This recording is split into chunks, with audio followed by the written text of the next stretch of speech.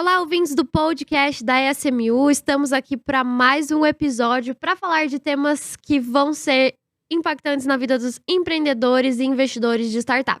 E para me acompanhar do time SMU, temos aqui diretamente da jornada do investidor, o Denis. Tudo bem, Denis? Tudo bom, Marília? Muito prazer estar aqui. Isso aí. E como convidado para o episódio de hoje, para falar de um tema aí bem legal, é um tema que vai envolver questões jurídicas para startup e due diligence, nós temos o Ítalo Cunha. Tudo bem, Ítalo? Tudo bem, como é que vocês estão? Tudo certo. Seja muito bem-vindo aqui ao nosso episódio, ao nosso podcast. E hoje, bom, como eu disse já, vamos falar da parte jurídica que envolve startups, que é um tanto quanto diferente, né? O pessoal pode dormir aí no podcast, tá? Mas vamos tentar manter vocês acordados. Não, a gente vai tentar falar da maneira mais descontraída possível, como é que funciona tudo. E bom, para te apresentar aqui rapidinho, você é cofundador e CEO da Safe, certo? Certo. E advogado de startups. O que é diferente, né? Tudo que envolve startups é muito diferente do mercado tradicional, das empresas tradicionais. Exato. A diferença ali de advogar para startup é que é mais caótico, né? Já é caótico você advogar para uma empresa tradicional. Para startup é doido. De hoje para daqui 2 minutos tem que ser tudo feito. Exatamente. Eu deixei até o celular ali no modo avião, porque ninguém manda mensagem, a equipe tá cuidando de tudo, meu sócio tá lá. Porque sempre surge uma emergência, cara. Sempre alguém vai num podcast e fala uma coisa que não deveria falar. Pra não fazer isso. Então vamos lá. Vamos começar, vou pedir pra você contar um pouquinho da sua jornada, sua história aí, como você chegou até onde você tá hoje. Perfeito. Pô, Marília, Denis, obrigado pelo convite, cara. Tô super feliz de estar aqui na SMU. É uma empresa que quando eu comecei a minha carreira do jurídico, né, eu falei, pô, tentar trabalhar lá, né? Caramba, que legal. Foi quando eu tava aqui em São Paulo. Então, assim, é uma referência pra mim há muito tempo. Muito obrigado pelo convite, tô muito feliz de estar aqui. Falando um pouquinho sobre a minha trajetória, né? Vocês devem ter percebido que eu não sou paulista, sou carioca, nasci lá no Rio. Estamos em São Paulo gravando esse podcast. E aí fui fazer direito, cara. Primeiro eu fiz um ano de cinema, porque eu queria explorar essa possibilidade, consegui uma bolsa legal, fui fazer cinema.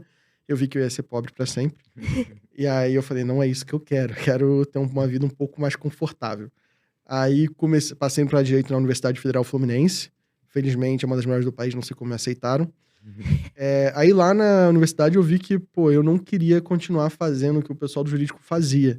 Pra mim não fazia tanto sentido. Primeiro que eu odiava, eu era o pior da turma, né, em todas as aulas, menos empresarial, tributário e contratos. E penal, porque Rio de Janeiro, né?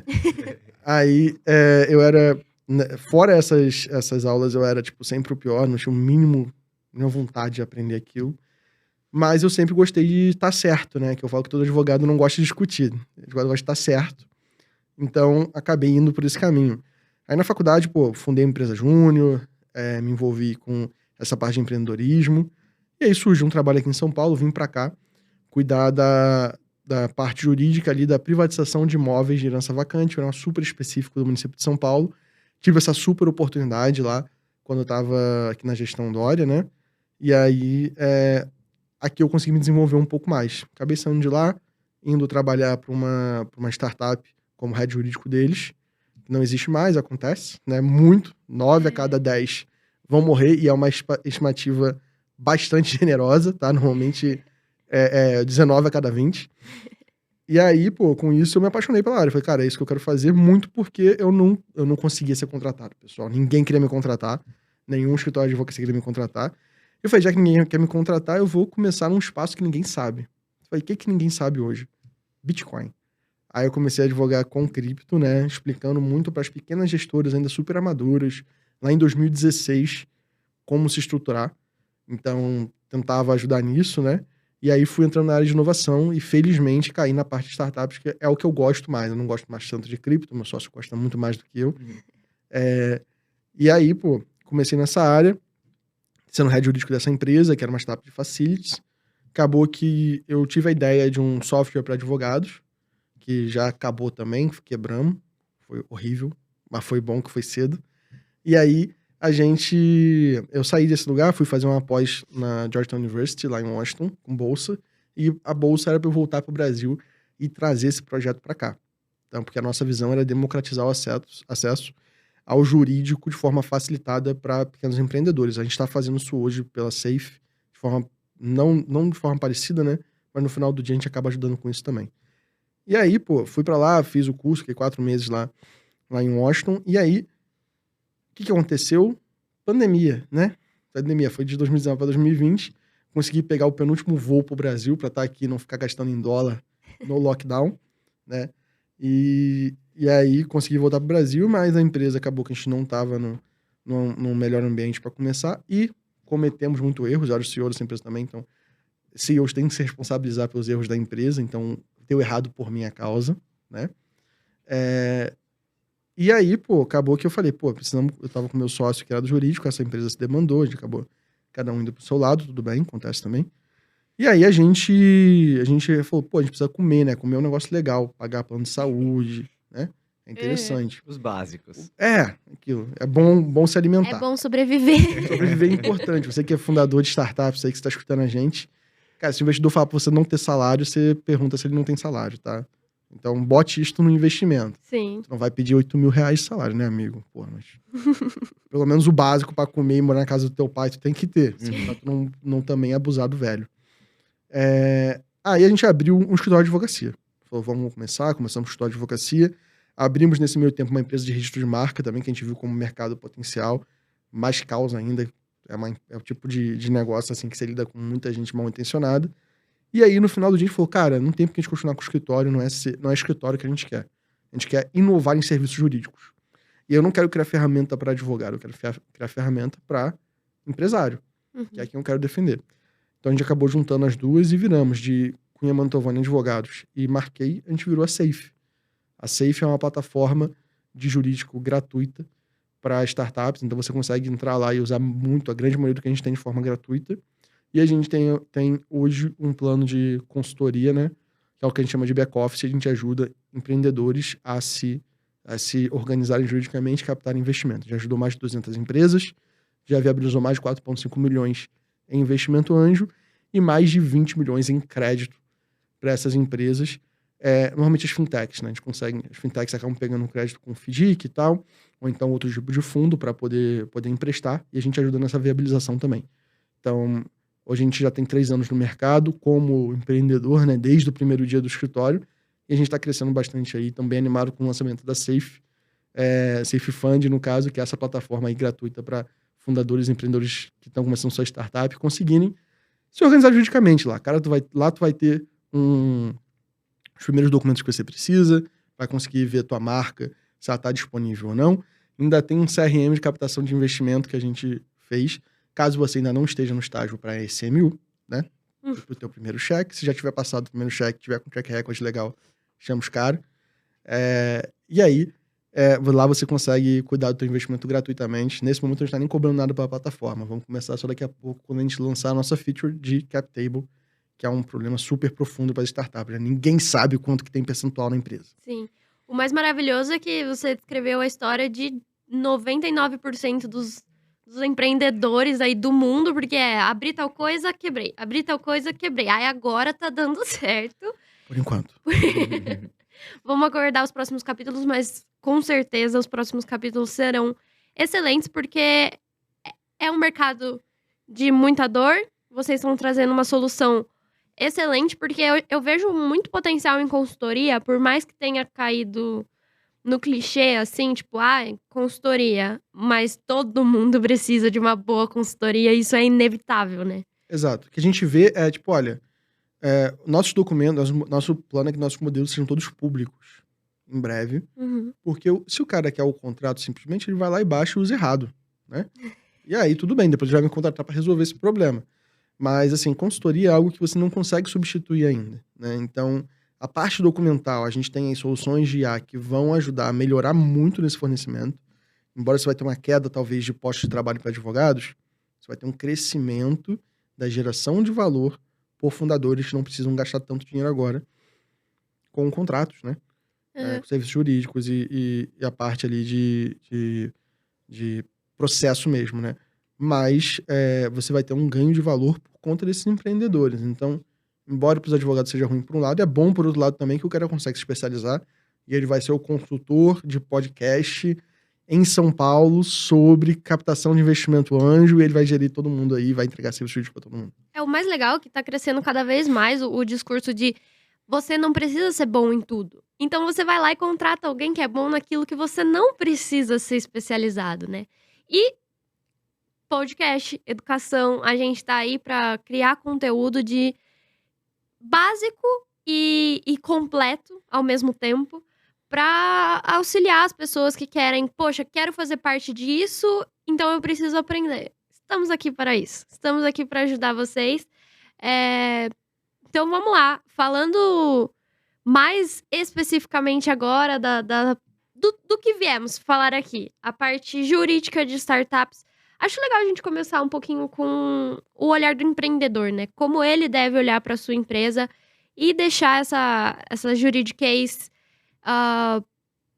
boa, certa, correta. Acho que vale a pena falar, já que você tem a experiência tanto de um cliente, como até, né, o próprio empreendedor, quais são as principais diferenças, assim, né, de uma empresa convencional para uma startup? Pô, perfeito. Então, as diferenças, primeiro é o dinheiro, né? Ele não vai ter muito dinheiro para pagar o advogado. Mas, assim, e também existem, cara, são cidades diferentes. Se você vai abrir uma loja, digamos, eu adorei aqui, vocês não conseguem ver, mas o estúdio do podcast tem a melhor decoração possível, porque eu fui criado na sessão da tarde. Então tem até Ferris Bueller Day Off, que eu esqueci qual é o nome em português. E aí, pô, se você vai abrir uma loja para vender quadros sobre cinema, você tem que se preocupar com algumas coisas, se for uma loja física. Uma delas é, você tá com os alvarás todos em dia? Os bombeiros foram lá fazer entre aspas, a avaliação, né? Normalmente eles não vão, só te cobram. Você tem ali tudo certinho. Teu CNPJ tá aberto no KNAI correto. Você tá pagando CLT para todo mundo que trabalha com você. Porque para ser vendedor de loja não tem como fugir. Você tem que ser CLT. Sim. Não tem como fazer PJ. Isso tudo tá correto? Então essas são as preocupações que vai começar uma empresa tradicional. Se você vai começar uma empresa digital ou uma startup, e ainda entre startup e empresa digital tem uma diferença muito grande. A startup ela se preocupa em crescer. Você quer começar hoje com 0 e ter amanhã 100 usuários, 100 produtos vendidos. Né? Uhum. Então, para você fazer isso, você tem algumas preocupações distintas. A primeira é deixar esse relacionamento de vendas com o mínimo de fricção possível. Então, você tem que ter um termo de uso que o cara não precise ler. Então, a gente sempre está estimulando o uso do legal design para o cara entrar. Ele vai abrir o termo de uso ali e ele vai ter, uma figurinha dizendo para ele o que ele precisa fazer, vai ter um resumo desse termo de uso. Ele precisa ter também contratos de equity muito cedo, porque só um contrato social não basta. Tá? O contrato social ele é a certidão de nascimento da sua empresa. Mais o acordo de cotistas que você faz, ou então até mesmo um acordo pré-operacional antes de você abrir um CNPJ, ele que vai dizer pro investidor anjo, pro teu FFF, que a gente chama de Family, Friends and Fools, quanto de equity você tem, quanto você pode alienar.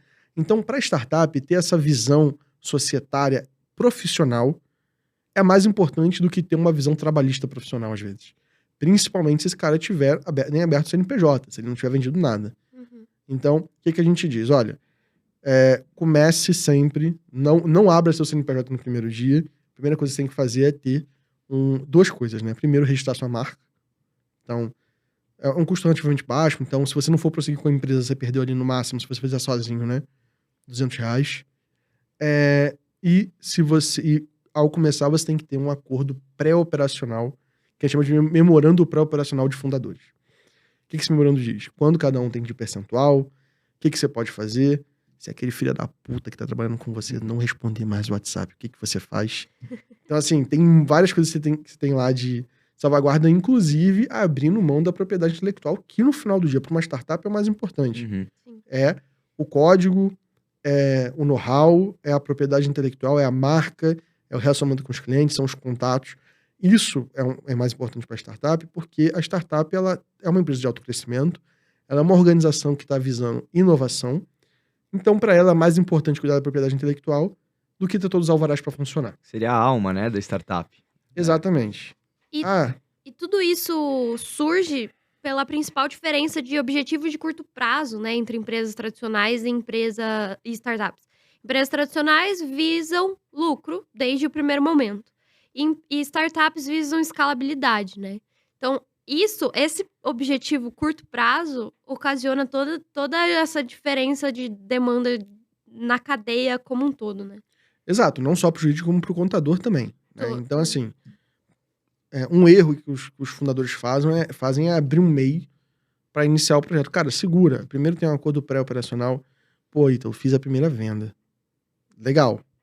Fez a primeira venda, agora a gente pode olhar para abrir um CNPJ. Você já começa um CNPJ de LTDA, né? Porque qual que é o objetivo da startup? É validar o negócio e conseguir investimento. Esse é o jogo. Uhum. O jogo com startup não é ter lucro. Se você está achando que tu vai iniciar uma startup e tirar lucro, amigo, não vai. Pô, abre uma empresa mais tradicional e tudo bem, não tem problema, entendeu? Assim, eu me dou melhor com uma empresa que hoje é mais tradicional, a gente tá virando uma holotech, mas a gente é mais tradicional hoje. Então, às vezes, até um caminho mais seguro. Uhum. Se você quer arriscar mesmo, o teu jogo não é lucratividade. O teu jogo é validação de negócio, aumento de eu não digo nem base, né? De stakeholders que confiam em você e também captação do seu primeiro cheque. E aí, teu primeiro cheque pode ser um cheque de 50 mil reais, que você não vai dar para nada, ou você pode buscar um cheque um pouco mais gordo para você poder executar esse primeiro plano. Então, o jurídico ele é muito aliado aos teus objetivos, né? Por isso até que a gente sempre fala, converse com um advogado. Preferencialmente um advogado que seja especializado. Precisa ser a Safe? Não, mas contrata a Safe. Pode ser outro advogado especializado. A gente tem várias pessoas aí, que são completamente... Lucas Bezerra, grande amigo meu, aqui de São Paulo, que cara fora da curva. Então você pode achar um advogado que você vai conversar e vai falar, cara, meus objetivos são esses aqui. O que eu tenho que fazer? Eu preciso abrir uma SA? Não precisa, não abre uma SA agora. Segura para abrir uma SA quando houver a conversão teus investidores anjo em shareholders, né? E até mesmo, às vezes, a saída deles, né? Às vezes eles só tocam ali, se duvidar, nem tocam um SA, depende muito de como tá no contrato. Então, a principal diferença é de objetivo. A empresa tradicional, o objetivo dela é gerar lucro, tá? Eu não gosto muito dessa ideia de que a empresa tem um foco social além da geração do lucro, porque eu vejo que o lucro ele é reinvestido na própria sociedade. Então, a empresa tradicional, o foco dela é gerar lucro. A startup, não. A startup, você pode ter prejuízo 5 anos e tudo bem. Só que hoje em dia a gente vê, né? E aí, acho que até a SMU tem esse tipo de visão, que você está faturando alguma coisa. Você pode estar em prejuízo? Tá. Mas você tem venda. Uhum. Então, aí você tem que se organizar juridicamente. Não deixa para o último dia para fechar. Acho que o primeiro erro que as startups cometem é não ter um memorando pré-operacional. Isso vai matar a tua empresa, cara. Tu vai se fuder. Então, executa isso. Então, rapidamente resumindo, entenda todos os problemas que você vai ter, trace um plano antes de operacionalizar. Exatamente, assim, meus objetivos são X. Como é que eu chego lá? Da forma Y. E aí, assim você sabe, olha, eu preciso, se o meu objetivo é captar investimento, o que vai ser feito para captar investimento? A due diligence, inclusive a societária. Então, o que você precisa ter? Então, você tem a propriedade intelectual, você precisa ter o acordo de sócios, você precisa ter as tuas contas certinhas, não vai misturar teu dinheiro com o dinheiro da empresa. É pouco, mas não vai misturar. Então, esse é o foco num primeiro momento, é entender qual que é o meu objetivo. Se o teu objetivo é captar investimento, como é que eu capto investimento? O que eu preciso de jurídico para isso? Se o teu objetivo é gerar lucro, o que eu preciso para funcionar de forma segura, tá? Então, são objetivos diferentes e o jurídico é diferente dessa forma. Então, até mesmo um advogado mais tradicional, ele consegue te atender numa empresa mais tradicional. Numa empresa digital, numa startup, são mundos completamente diferentes. Muitas vezes na Safe a gente tá lidando com três jurisdições. Então, a gente tem Delaware, tem... Ilhas Cayman não é mais tão usado, mas Ilhas Virgens Britânicas, Brasil. Então, assim, é uma complexidade um pouco diferente, não é mais importante ou menos importante, só é diferente mesmo, então procura alguém especializado para isso. Perfeito. E você falou da SMU, e inclusive, assim, é nossa responsabilidade como uma plataforma de crowdfunding. Na verdade, não é obrigatório, mas fazemos por responsabilidade.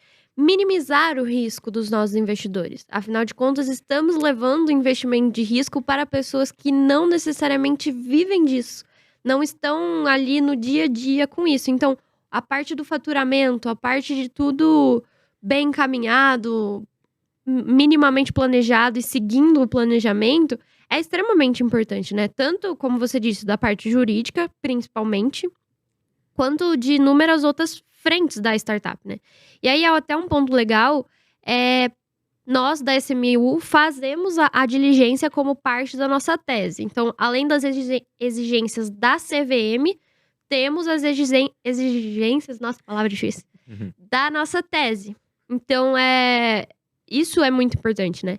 E assim, incentivamos investidores a criarem a sua própria tese. Tem gente que fala, não, mas eu confio na montagem de portfólio de vocês, não posso só investir em todas que você investe. Claro, pode, mas crie a sua própria tese, saiba aonde você está entrando, diversifique investimentos e faça a sua diligência, né? Então, olhando do ponto de vista do investidor, como eles podem fazer essas análises, essas avaliações das startups antes de investir? Acho que antes só de qualquer coisa, rapidinho, desculpa te cortar, definir o que é, né, o due diligence. Verdade, Algumas verdade. pessoas estão ouvindo do diligence e entender o que é esse processo mesmo e como que ele é feito. Então, eu até já ia falar sobre isso, né? Existe uma diferença entre auditoria e due diligence. Due diligence é uma espécie de auditoria que você vai fazer, olha, eu não sou investidor anjo ainda, serei. Aí, pô, eu vou olhar aqui a empresa X, uma empresa que a SMU olha só, duas formas de investimento, né? Uma com SMU e uma sem SMU. Então, sem SMU, eu sou investidor anjo, vou investir na empresa que faz copinho de café que tem aqui, porque eu sou um viciadinho, tenho que tomar meu café de manhã. E aí, eu tenho que fazer o que aqui? Eu tenho que fazer uma due diligence. O due diligence é uma auditoria que envolve uma opinião sobre o material auditado. Então, você vai olhar para entender o que essa empresa está fazendo, e a gente já entra na matéria da due diligence, né? O que você tem que olhar ali. Mas você vai entender a vida dessa empresa ou a vida desse investidor, se você for uma startup, que startup também tem que fazer due diligence, não aceita todo mundo no teu cap table, né? Então, você vai fazer a tua due diligence e você vai ter uma opinião. Olha, eu vou fazer X ou Y. Faz sentido entrar? Não faz sentido entrar? Por quê? Então, essa é a due diligence. Due diligence é uma espécie de auditoria opinativa. Você faz uma auditoria, no final você vai falar, e aí, faz sentido? Vale a pena? Na auditoria em si, você não faz isso. A auditoria, você pega as premissas e fala, opa, tá certo aqui, tá na premissa, pô. Então ok, vamos pra cima. Então, essa é a definição de due diligence. É uma auditoria opinativa com um objetivo para você entender mais a fundo a vida da empresa. E se tiver alguma questão jurídica, assim, como que o investidor deve analisar essa questão? Entender, porque assim, às vezes alguma empresa teve algum processo, mas é um processo que, às vezes, quem não é advogado não entende a fundo. Exato. Então, entender um pouquinho dessa análise. Não é só porque a empresa tem um processo ou tem alguma coisa jurídica no nome dela que realmente é um problema. Então, essa análise, como que o investidor ele deve, assim, entender um pouquinho dessa parte jurídica para entender se a empresa pode ter algum problema ou não. Como que ele faz isso? Perfeito. Cara, assim, tem 3 coisas que vão acontecer com você se você vive no Brasil, tá? Você vai pagar imposto, se você for empresário, você vai ter um processo trabalhista e você vai morrer, tá? Talvez morrer não seja tão certo. Os outros 2, com certeza. Então, nem sempre um processo é um problema para o investimento. Acontece. Até briga entre os sócios. Só que você precisa entender, pô, quem eu vou botar grana? Tá certo ou tá errado aqui? O cara vacilou com o trabalhador dele? Porque nós da Safe, a gente atende muitas empresas que contratam prestadores de serviço, não colaboradores. A empresa normalmente tem ali o colaborador que está trabalhando com os aspectos do trabalho, né? Então, é um cara que tem, basicamente, uma espécie de fidelidade ali, ele deve obediência a quem tá contratando ele. Tem um prestador de serviço que não tem essas características, não importa se é o Denis ou a Marília que estão trabalhando ali, não importa. E muitas vezes o cara tem esse CLT e ele não faz o que ele concordou com esse cara. Ou então ele pega o cara que deveria ser CLT e bota como PJ. Então você tem que entender, pô, esse cara tá tentando fraudar alguma coisa, ele tá errado. Porque assim você vai identificar, vai ter essa opinião que é a due diligence. Olha, tem esse problema. E aí? A opinião, pra onde eu vou? Eu vou investir ou não? Até dando um passo atrás, o que o investidor precisa ver na hora, né? Você falou sobre essa questão da SMU. Pô, a gente vai ter vou confiar no portfólio de vocês cegamente. Eu gosto muito da SMU, mas você não deve fazer isso com ninguém. Nem com teu pai. Eu vou investir tudo que meu pai botar, tudo que minha mãe botar.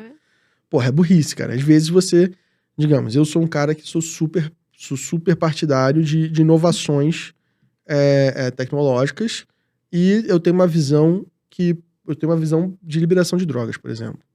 Então, se a SMU quiser um dia investir numa empresa de cannabis, eu, Ítalo, aportaria, não tem problema nenhum, até porque eu acho que é um supermercado, vai explodir aí, dá pra ganhar muito dinheiro com isso. Já tivemos. Então, Medicinal. Exatamente. exato. Aí, pô, ainda mais que agora no Brasil, que tá sendo uma mudança de visão da Anvisa e tudo mais, não tô defendendo nenhum tipo de droga aqui, tá? Não, são drogas medicinais, sim. E aí, se você é super cristão e é contra, talvez seja um programa ético pra você investir nessa empresa. E isso tá dentro da due diligence também, porque a due diligence ela abarca. Ela tem algumas fases, né? A primeira fase é a preparação do time que vai fazer. Então, ou você vai contratar a Safe pra fazer um jabá sempre aqui, vendedor é assim, né? Foda. Ou você vai contratar a Safe pra fazer, ou você vai contratar um advogado, ou você vai virar alguém do teu time e falar assim, ô fulano, pô, Denis, faz aí a due diligence, cara. Ah, não sei fazer, não. Pesquisa no Google, vai lá, pede pro ChatGPT.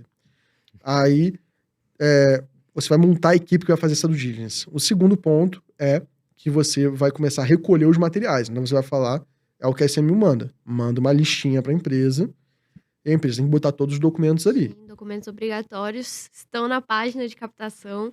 Então, realmente tem tudo lá, tudo que o investidor tem que saber, precisa saber, tá lá. Exato. E aí vocês fazem essa amostragem desses dados que foram solicitados, são obrigatórios, e até documentos não obrigatórios para a lei, mas que faz sentido para a SMU. Pô, manda ali o histórico de processos de cada um dos fundadores. Isso não é um requisito legal. Mas que vocês podem olhar. Então você vai começar a pegar esses documentos, vai juntar eles numa pasta, e você vai olhar um a um. A due diligence jurídica ou financeira é muito difícil para o próprio investidor fazer sem gastar muito tempo naquilo, porque ele não conhece. Então, você vai ter que estudar antes de poder fazer. Eu, por exemplo, eu não sou de finanças, a gente mexe, porra, eu sei avaliar valuation básico ali, sei, porque a gente já ajudou muitas empresas. Então eu olho e falo, faz sentido? Não faz? Mas no final do dia, eu não sou um profissional financeiro. Sim. Então, eu não tenho a capacidade de dizer se aquele demonstrativo está certo ou está errado. Ou então se a empresa é saudável financeiramente ou não. Mal sei da minha, né? Imagina dos outros. Então, a gente acaba sendo muito custoso para o investidor, por isso ter plataformas como a SMU é muito benéfico, porque você começa, tem uma curva de aprendizagem mais baixa, tem um investimento, né? Um custo de oportunidade mais baixo para poder iniciar a tua carreira como investidor anjo. Aí você vai analisar isso sozinho e você tem a parte pós-análise que é de opinião, que é a conclusão. Olha, e aí? Esses indicadores aqui, faz sentido ou não? Eu sou super cristão, sou contra qualquer uso de droga, sou até de uma linha um pouco mais radical, então nem vinho a gente pode tomar e tal. Não eu, tá? Tô falando do investidor. Eu adoro um vinhozinho. Você não vai investir numa empresa que vai contra o que você acredita de forma ética. Sim. E isso tem um braço da due diligence que as pessoas não veem muito, que é a due diligence reputacional, due diligence até mesmo de valores. Você vai estar feliz? Porque às vezes, se o cara confia na SMU de olhos fechados, e acho que se você é investidor anjo, você vai confiar, ele pode aportar nessa empresa e ele pode não ter a ligação ética com esse negócio. Sim. É um negócio ruim? Não, pô. Tá 100% dentro da lei, 100% legal. E até, do meu ponto de vista, também é super ético. Mas se o cara é, sei lá, muçulmano, né? Se ele acredita num outro tipo de vivência... Cultura, né? Tem uma cultura diferente, pô, cara, às vezes não faz sentido você investir. Exato. Né? E tu, às vezes, não vai ter um prejuízo financeiro, mas às vezes tu pode ter um prejuízo seu, né? Consigo mesmo, moral. Então, aí na due diligence, a gente tem essas fases, né? E o ponto da due diligence é financeira, jurídico. Dentro do jurídico, você tem trabalhista Então, vai olhar, e aí, quais são os processos que tem? Ah, tem processo. Não tem problema, cara. Tava certo aqui. O colaborador acabou mentindo ali. Acontece, tá, gente? Todo mundo é filha da Humano, puta. todo mundo é humano. Então, assim, você não vai achar que o colaborador tá 100% correto e o empresário tá 100% correto também. Todo mundo erra, Todo mundo erra. querendo ou não. Todo mundo erra. Aí tem que avaliar se errou de propósito ou se É. errou sem querer. Por isso que precisa de ou você precisa de uma plataforma que vai fazer isso por você, né? Ou você precisa de um profissional, caso você esteja investindo sozinho, né? Uhum. E aí, dentro do jurídico, você tem trabalhista, tem propriedade intelectual, que é pegar todas as marcas, a marca está registrada, correto? Essa marca está sendo utilizada, e o software, tem registro do software? Ah, então o registro do software não é tão importante, concordo. No Brasil, a gente tem uma legislação um pouquinho ruim quanto ao registro do software, então necessariamente você precisa registrar o software. É bom, pô, é um valor baixo, registra. Mas existem contratos, aí você tem que olhar os contratos. O contrato com os desenvolvedores é CLT ou é PJ? Ah, é PJ. Ele tá abrindo mão da propriedade intelectual dele nesse contrato PJ? Existe essa abertura ele tá abrindo mão de tudo que ele criou junto àquela empresa? Porque senão, no futuro, quando essa empresa bater ali um bizinho de valuation, né, vai rolar um processinho, cara. Fique certo disso. Sim. E é bem interessante olhar dessa forma, porque você escreveu uma diligência, de certa forma, completa, e que quando você quer ser investidor e não quer se aprofundar nesses quesitos, aí a importância de entrar numa plataforma, né? Sim. Que a parte mais difícil, mais burocrática mesmo, fica por responsabilidade da plataforma.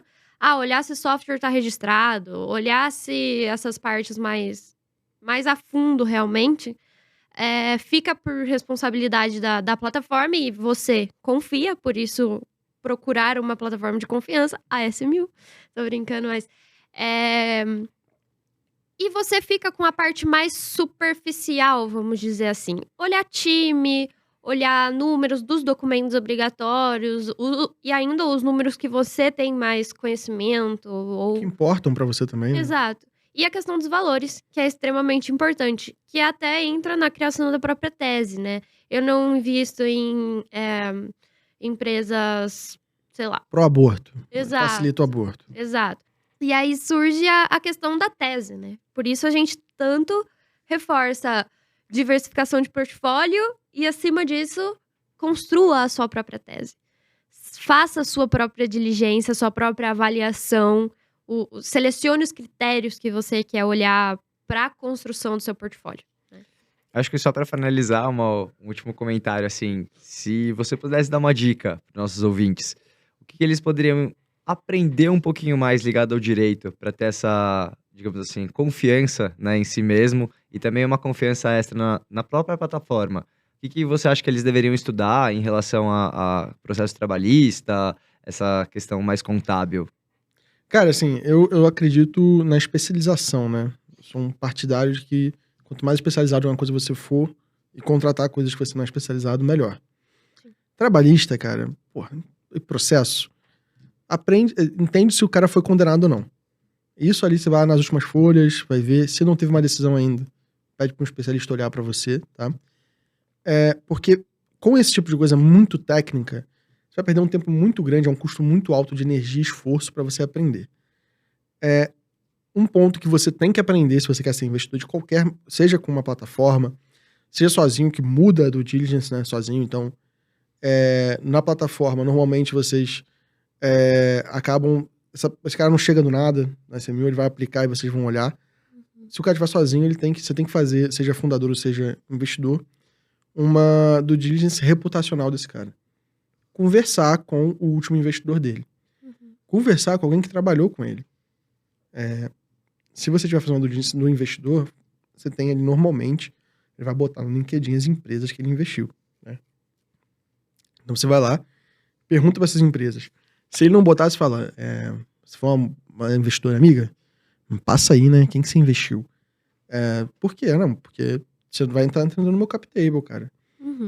Cap table que é a coisa, eu estou abrindo mão da minha vida durante alguns anos, vou trabalhar 14 horas por dia, eu vou ser uma pessoa que vai ter uma prioridade nessa empresa aqui, Então você está entrando na minha vida, está entrando na parte mais importante da minha vida atual.